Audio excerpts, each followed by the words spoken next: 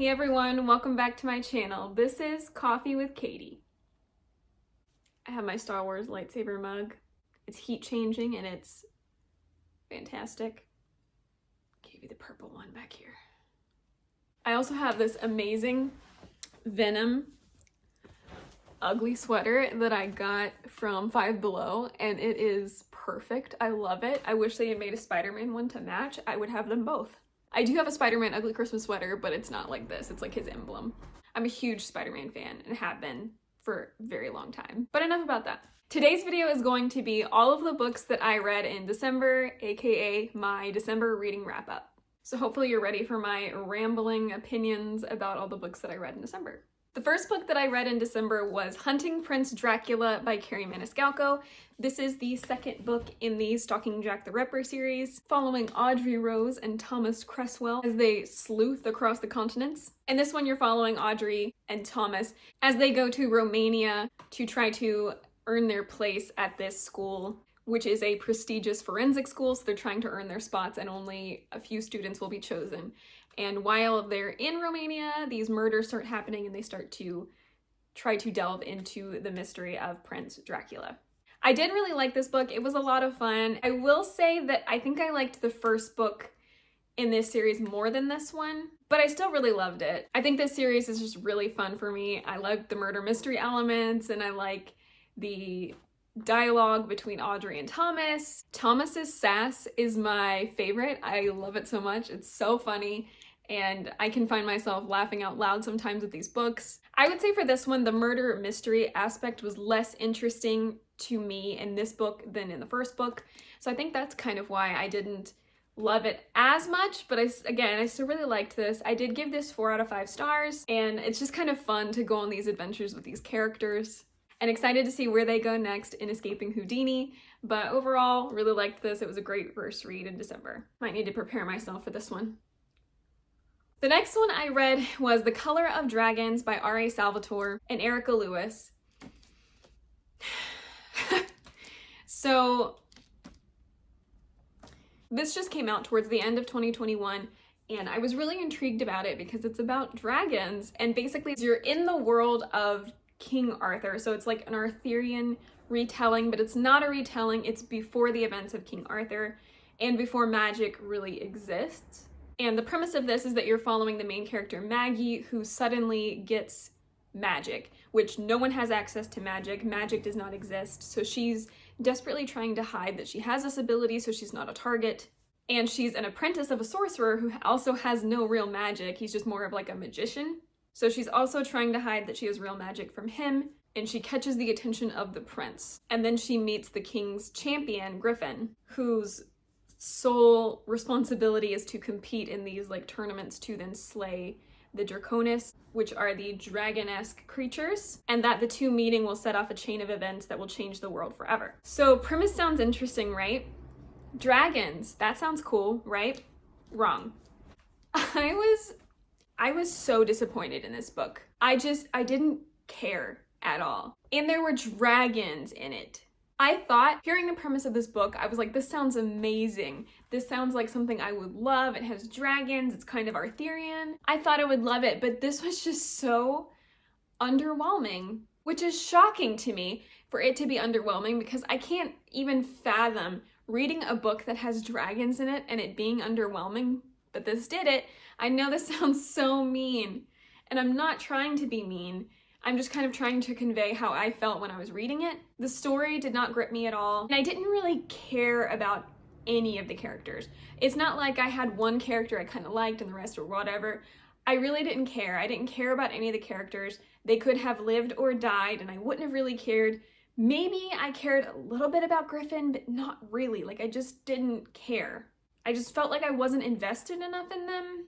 And I mean, obviously I finished this book, so you're probably thinking, well, you were curious about something or you wouldn't have finished the book, you would have DNF'd it. I struggle with DNFing for one, but I just kept thinking, this has to get better. There has to be like a point in this book where it comes together for me and I really like it, or I'm like, I see the light at the end of the tunnel, or the twist is really cool. I don't know. I just thought something would save this book for me, but nothing did. I hate to say that I just felt so blah about the book because the premise was really cool and the story was okay, but it took half of the book for anything to happen, it felt like, for anything to get going, or for the dragons to truly be a part of the story.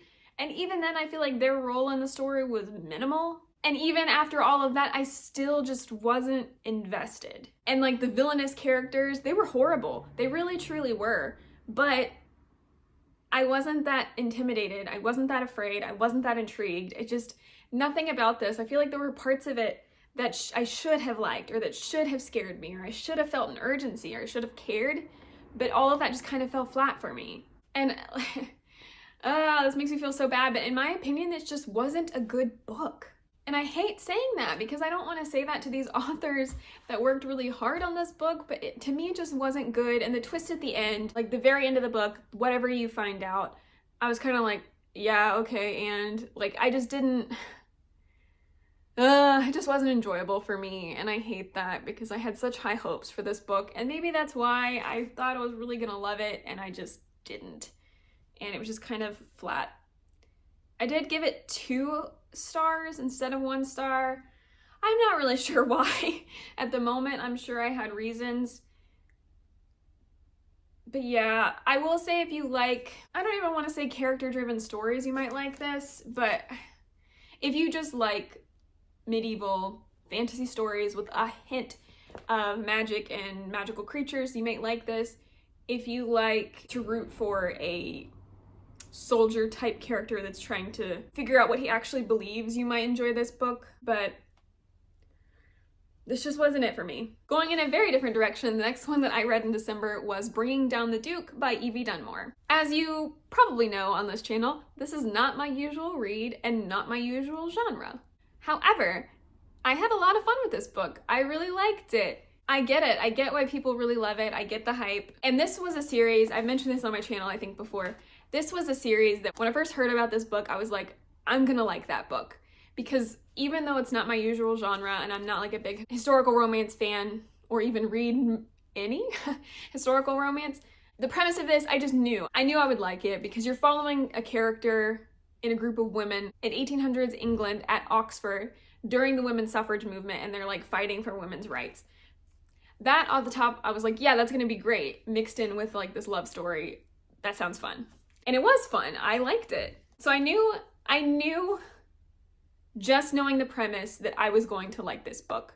But, you know, knowing that and then actually reading it, enjoying it are 2 different things. And I had a good time with this. I liked it a lot. I picked it up thinking it would be, you know, a light, fluffy, cute romance with some feminist sass in it. And while there was a good bit of sass in it and the dialogue around the women's suffrage movement that I really appreciated, I felt that kind of the first half of the book was witty banter and sass and sarcasm and bringing up these topics. And then the second half kind of fell into more spicy scenes, sweet scenes, and which is fine. But I preferred the first half of this book. So I feel like the first half I was like, wow, I'm enjoying this so much. And then the second half I was like, I still like this. I'm still having a good time. But I preferred where we were before. And it just felt like we were getting into more spice and a lot of other things, which again is fine. And that's just a me thing that I preferred the first half. But, you know, that's a preference. That's something I like. That doesn't mean this book is bad and it doesn't reflect poorly on this book. That being said, I really enjoyed this book, and it was the light and fun read that I was really looking for at the time, and it delivered completely. To the point where now I want to read the second and the third book in this series instead of reading the other things I need to read on my TBR, because it was so much fun. I gave this 4 out of 5 stars because of the reason I mentioned, where I liked the first half a lot more than the second half, but I still really liked the second half. And I'm going to continue the series, obviously, because I just said I'm struggling to not do that already, like right now. But yeah, I think if you really appreciate feminist themes and you appreciate dialogue about the politics of women's rights and the different sides of that and how it can complicate things, but it's also for the greater good, and kind of having those conversations, being willing to have arguments like that with people. And also if you enjoy like English wit and sass and social dynamics, I think you'll really like this book. I thought it was a lot of fun. Again, there was parts of it where the spiciness kind of pulled me out of the 1800s mindset because it seemed like some of it was a little like jarring, and it's found more in like modern romance. That's not to say it's not accurate, just I prefer the more old school traditional sweet side of things rather than just like spice. But if that sounds like something you would enjoy, I would definitely recommend you pick this up, especially if romance isn't your thing and historical romance isn't really your thing, but you're intrigued by this. I think it's a good book to pick up and I think you'd really enjoy it. Oh, this next one. So the next book I read was Crown of Midnight by Sarah J. Maas. What do I even say? So I will start off by saying if book 3 in this series does not get more interesting, I might be done. And I will never understand the hype with this series. I think my issue is I feel like the first 2 books of this series is just complete setup. Like there's tiny little things happening in the plot, whatever, but really it just feels like she's doing 2 whole books to just set up book 3 or the rest of the series. Because there's what, 7 books in this series? 8 books in this series? And it just feels like I've read 2 books for no reason. To only maybe continue and then it makes sense, or for me to like have a good story. I don't know. That sounds really mean. But honestly, like when I've been reading it, I just feel like, okay, and then you never get an and then the book is over. So then you pick up the second book, like Crown of Midnight, and you're like, okay, like where's the story gonna go from here? And then it just kind of goes semi-nowhere. Like I don't want to say nothing's happening because like obviously it's a book, there's plot, like things are happening. But it feels like the reason things are happening is for further books that you don't know about yet. And I was just bored. They give you kind of a cliffhanger, even though I had already figured it out at the end of the book. And it just feels like they did that whole second book to give you that cliffhanger so that you would continue.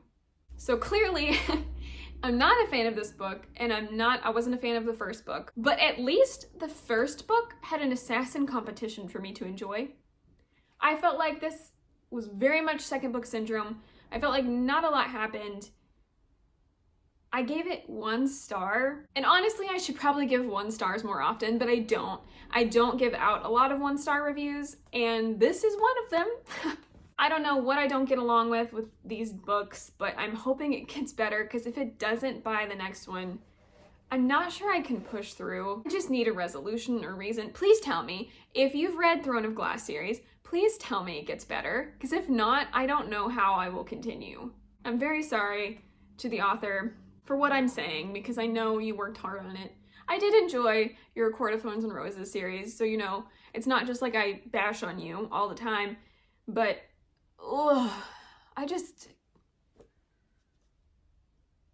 just not good. Which, I mean, technically that's the second book she ever wrote, right? So maybe that's why. The next book that I read was These Hollow Vows by Lexi Ryan.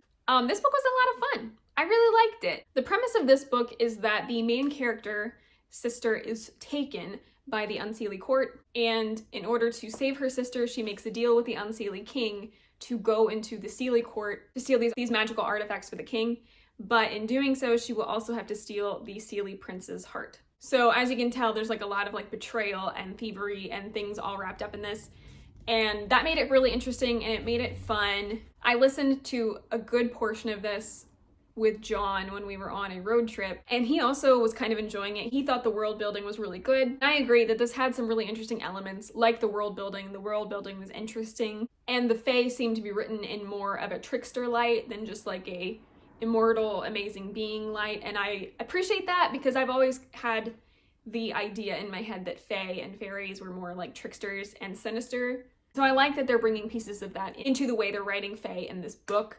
And I think it's interesting how differently you can write different magical creatures or mythology or fairy tales.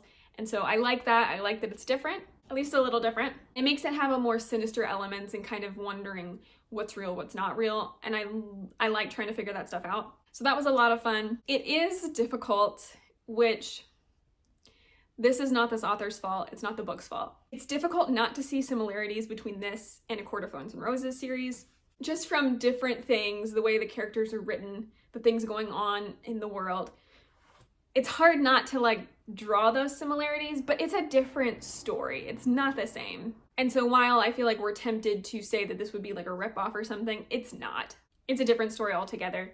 And I did like it. I'm curious to see how it's gonna go. I believe the second book is coming out this year, 2022. And I have no idea how it's gonna continue or resolve the problems that it's set up. And I'm looking forward to seeing how all those pieces are gonna play out. So I did like this, and I gave this 4 out of 5 stars. The next book I read was Good Girl, Bad Blood by Holly Jackson. This was one of those moments where my Libby app was like, hey, this book is available that you've been on the waiting list for, so I went ahead and grabbed it and listened to it. So this is the second installment in a Good Girl's Guide to Murder series. I loved A Good Girl's Guide to Murder. I liked this one, I enjoyed it, it was fine, but I just didn't love it as much as I loved the first one. It was still enjoyable, and I would say had more sinister consequences than the first one, but I liked the way the first one was done more. This follows a very similar format if you're listening to it on audiobook, where it's like a podcast, different voice actors portraying different characters, and it sounds like she's recording when she's recording, or it sounds like a phone call when it's a phone call. And I love those elements because it kind of really immerses you in the audiobook, and I appreciate that. And this one had that as well. The mystery on this one, I didn't like as much because it's a very different thing. In this one, Pip is trying to track down a missing person, hoping that they are still alive, that kind of a thing, rather than trying to solve like a murder case or a cold case. So the dynamics of that are very different, but there were like other mysteries and other pieces in the mix that you didn't necessarily expect to happen. There's parts of this that are really frustrating. There's parts of this that are kind of scary. The ending was a little rough, and I say that in like a what happened in the book is kind of rough, but also in a it felt a little unresolved kind of a way, which makes sense because there was a book 3. Overall, I think the series has been done very well so far by Holly Jackson, and I'm looking forward to continuing because she does have one third and final book. And I gave this 3 out of 5 stars. The last book I read in December was Where Dreams Descend by Janella Angelis.